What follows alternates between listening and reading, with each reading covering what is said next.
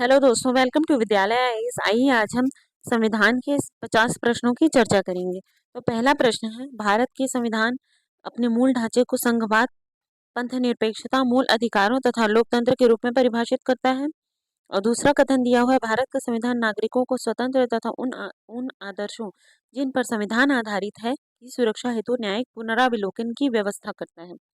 तो देखिए यहाँ पे मूल ढांचे को परिभाषित नहीं किया गया है, मूल ढांचे को परिभाषित नहीं किया गया, बल्कि ये कहा गया है कि समय समय पर हम इसमें चीजें बताएंगे आपको, ठीक है। और जो सेकंड ऑप्शन है वो हमारा सही है, तो आंसर हो जाएगा बी। और ये आया था क्वेश्चन आईएएस 2020 में, ठीक है। सेकंड क्वेश्चन है, निम्नलिखित में से कौन सी एक भारतीय संघ राज्य पद्धति की विशेषता नहीं है? भारत में स्वतंत्र न्यायपालिका है, हाँ है। केंद्र और राज्यों के बीच शक्तियों का स्पष्ट विभाजन किया गया है, हाँ, सूची विभाजन के माध्यम से। केंद्र सूची, राज्य सूची और समवर्ती सूची, संघबद्ध होने वाली इकाइयों को राज्यसभा में असमान प्रतिनिधित्व दिया गया है, बिल्कुल दिया गया है। यह संघबद्ध होने वाली इकाइयों के बीच एक सहमति का परिणाम है, नहीं, सहमति का परिणाम नहीं है, ठीक है। फिर अगला क्वेश्चन है, भारतीय संविधान की प्रारूप समिति की अध्यक्षता निम्न में से किसने की थी? तो आंसर है A, doctor B R Ambedkar. Bharat के संविधान का प्रारूप तैयार करने वाली संविधान की सभा के सदस्यों को ब्रिटिश संसद द्वारा नामित किया गया था, गवर्नर जनरल द्वारा नामित किया गया, विभिन्न प्रांतों की विधानसभाओं द्वारा चुना गया, विभिन्न भारतीय राष्ट्रीय कांग्रेस और मुस्लिम लीग द्वारा चुना गया। तो इसमें है आंसर हमारा से विभिन्न प्रांतों की विधानसभाओं द्वारा अप्रत्यक्ष रूप से चुना गया था, ठीक है। फिर अगला क्वेश्चन है, भारतीय संसदीय प्रणाली ब्रिटिश संसदीय प्रणाली से इस बात में भिन्न है कि भारत में वास्तविक और नामात्र दोनों प्रणाली की कार्यपालिका है, सामूहिक उत्तरदायित्व की प्रणाली है, द्विसदनीय विधायिका है, न्यायिक पुनरावलोकन की प्रणाली है। तो यहाँ पे देखिए क्या है, आंसर हमारा न्यायिक पुनरावलोकन की प्रणाली है, क्योंकि हमने न्यायिक पुनरावलोकन कहाँ से लिया है? हमने ये लिया है अमेरिका के संविधान से, ठीक है। तो हमारे ये ब्रिटिश संसदीय प्रणाली से इतना भिन्न हुआ, क्योंकि ये तो हमने अमेरिका के संविधान से लिया हुआ है। और संविधान की मूल संरचना की अवधारणा सर्वोच्च न्यायालय ने किस भाग में की थी? तो नीचे दिए हुए हैं, तो इसमें सबसे ज्यादा इम्पोर्टेंट विवाद आता है केशवानंद भारती बनाम केरल राज्य का विवाद, जो 1973 में हुआ, 3 में हुआ था। जिसके बाद 1975 में एक संविधान संशोधन हुआ था, 42वां संविधान संशोधन, जिसमें इसमें मूल ढांचे को बताया गया था। ये कहा गया था कि हम धीरे धीरे से इसमें चीजें ऐड करेंगे। भारतीय संविधान में राज्यों का संघ की संकल्पना को किया गया है। राज्यों का संघ ये है ब्रिटिश नॉर्थ अमेरिका के अधिनियम से किया गया है, ठीक है। ब्रिटिश संविधान में राज्यों का संघ की संकल्पना को कहाँ से लिया गया है? ब्रिटिश नॉर्थ अमेरिका के अधिनियम से, ठीक है। फिर अगला क्वेश्चन है हमारा, निम्नलिखित कथनों पर विचार कीजिए और नीचे दिए हुए कथन को सही सही उत्तर चुनिए। भारत एक लोकतांत्रिक देश है, भारत का अपना एक संविधान है, तो ठीक है। भारत एक लोकतांत्रिक देश है, पर इसका ये सही रीजन नहीं है। भारत का अपना एक संविधान है, दोनों सही है, पर ये एक दूसरे को वो नहीं कर रहे हैं, मतलब जस्टिस नहीं कर रहे हैं, ठीक है। कथन का उसका कारण नहीं बन पा रहा है, भारत का अपना एक संविधान है, हम्म, ठीक है। तो फिर आंसर हो जाएगा हमारा बी।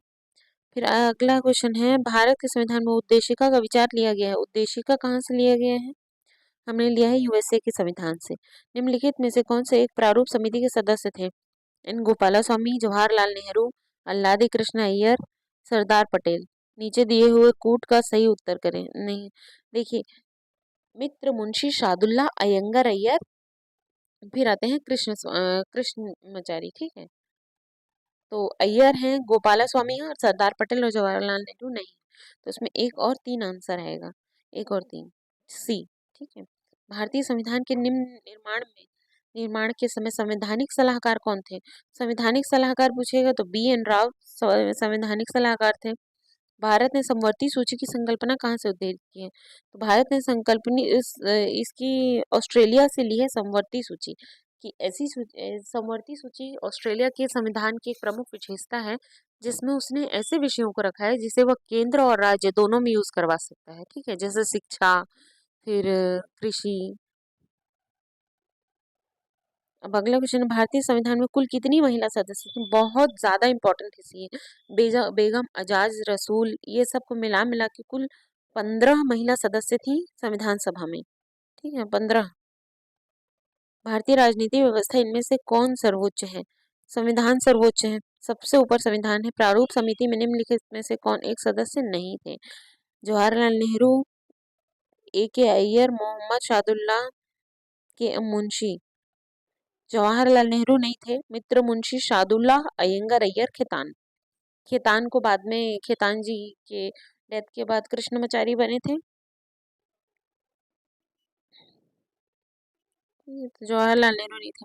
भारतीय संविधान सभा की पहली बैठक कब हुई? 9 दिसंबर 1946 को। दूसरी बैठक कब हुई? 11 दिसंबर 1946 को। तीसरी बैठक में उद्देशिका प्रस्ताव प्रस्तुत किया गया था, कब हुई थी? 13 दिसंबर 1946 को। फिर भारतीय संविधान के निर्माण संबंधी कथनों में कौन सही है? पंडित नेहरू ने उद्देश्य प्रस्ताव का जो संविधान सभा द्वारा स्वीकार किया गया था संविधान के निर्माण पर असर था। उद्देश्य बहुत महत्वपूर्ण उद्देश्यों की पूर्ति करता है। संविधान को भारत के लोगों ने आदेशित किया है। नीचे दिए हुए फिर राज्य के मुखिया लोग प्रत्यक्ष रूप से निर्वाचित करते हैं। तो देखिए, राज्य के मुखिया को लोग प्रत्यक्ष रूप से निर्वाचित करते हैं, ये गलत है। राज्य के मुखिया इट मीन्स की राष्ट्रपति को हम तो नहीं उनके वो में वोट देते हैं इलेक्शन में, लेकिन हमारे द्वारा चुने हुए प्रतिनिधि वोट देते हैं, ठीक है। तो ये अप्रत्यक्ष रूप से निर्वाचित होते हैं। भारतीय संविधान सभा का गठन किया गया था भारत शासन अधिनियम 1935 के अंतर्गत, क्रिप्स योजना, कैबिनेट मिशन या भारतीय स्वतंत्रता अधिनियम 1947 के अंतर्गत। तो कैबिनेट मिशन आया था 1946 में, ठीक है। इसमें 3 सदस्य कौन कौन से थे? Sir Stafford Cripps, Pethick Lawrence और A.B. अलेक्जेंडर, ठीक है। इन्हीं तीनों सदस्य की कमेटी ने सिफारिश की थी भारतीय संविधान सभा के गठन की, जिसे कैबिनेट मिशन के तहत गठित कर लिया गया था। अब यहाँ पे वर्ष से पूछा है कि कौन सा कहाँ से लिया गया है, ठीक है। विधि का शासन आता है हमारा इंग्लैंड से, ठीक है। उभयनिष्ठ सूची या समवर्ती सूची आती है ऑस्ट्रेलिया से। विधि द्वारा स्थापित प्रक्रिया आता है कहाँ से? कनाडा से। राष्ट्रपति के विचारार्थ राज्यपाल द्वारा विधि द्वारा स्थापित प्रक्रिया जापान से आता है, ठीक है। विधि द्वारा स्थापित प्रक्रिया जापान से, और ये राष्ट्रपति के विचारार्थ राज्यपाल विधेयक को सुरक्षित रखेगा कहाँ? कनाडा से। नीचे दिए 2 वक्तव्य दिए हुए हैं। भारत का संविधान देश की आवश्यकताओं की पूर्ति करता है, इनको एक गृहीत संविधान कहा जाता है। तो उद्देश्यों की पूर्ति करते हैं, ये भी सही है, लेकिन गृहीत संविधान भी कहा जाता है, ये भी सही है, लेकिन ये दोनों एक दूसरे को कंप्लीट नहीं कर रहे हैं। भारतीय संविधान पूर्ण रूप से तैयार हुआ कब हुआ था? 26 नवंबर 1949। डॉक्टर B.आर. अम्बेडकर की अध्यक्षता में संविधान सभा की प्रारूप समिति अन्य कितने सदस्य थे? तो डॉक्टर B.आर. अम्बेडकर के साथ कुल 7 सदस्य होते थे, और उनके अन्य बोल रहा है तो अन्य में 6 है। नेहरू ने संविधान सभा में उद्देश्य प्रस्ताव कब प्रस्तुत किया था? अगेन 13 दिसंबर 1946। जवाहरलाल नेहरू ने भारत की संविधान सभा किस बैठक में? तीसरी बैठक में किया था, ठीक है। लिखित संविधान का प्रारंभ कहाँ से होता है? अमेरिका से होता है। फिर भारत शासन में राजकीय चिन्ह को कब अपनाया गया था? ये है 26 जनवरी 1950 को अपनाया गया था। फिर आता है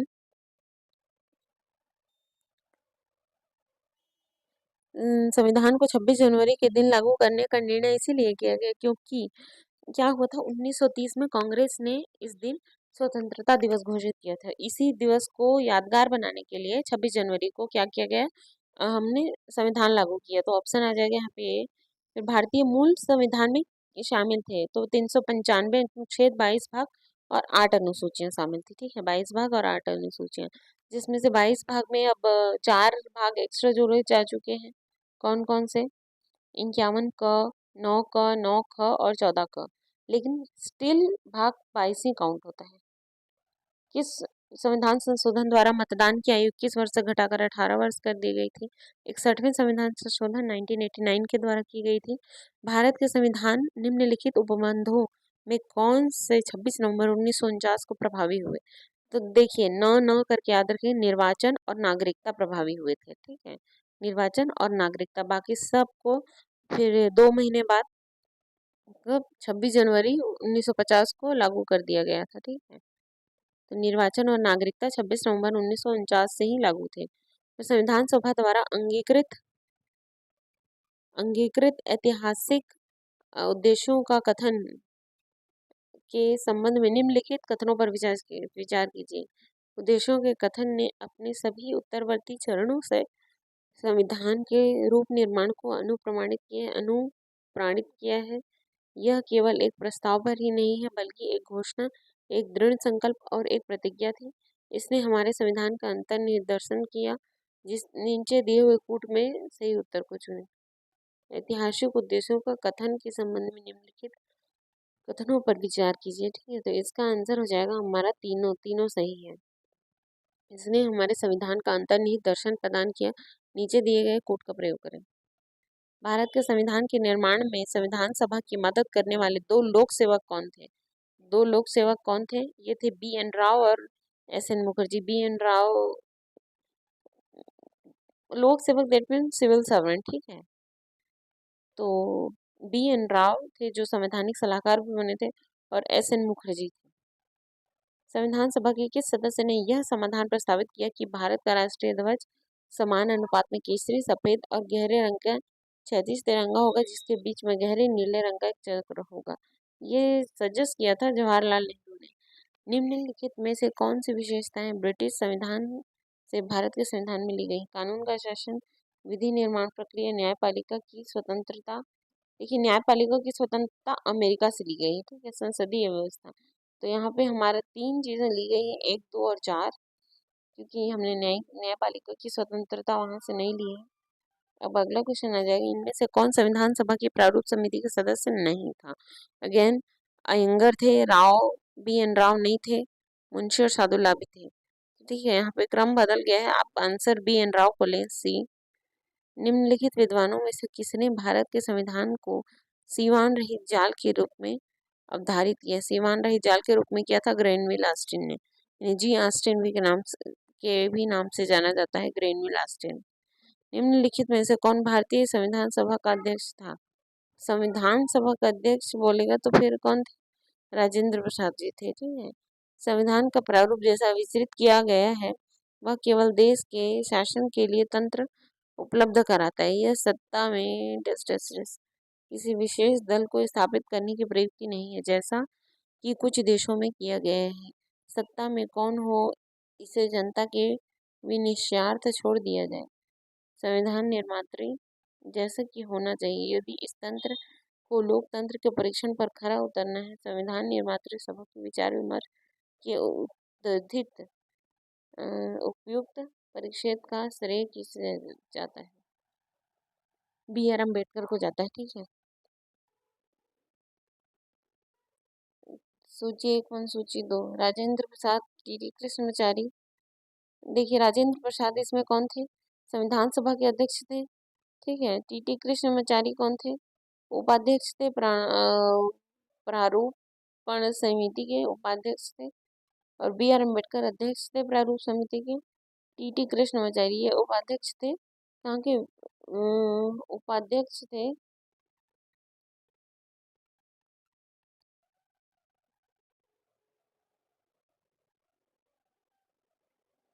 उपाध्यक्ष थे टी.टी. कृष्णमाचारी, उपाध्यक्ष थे प्रारूप समिति के, और एच.सी. मुखर्जी उपाध्यक्ष थे यहाँ के संविधान सभा के।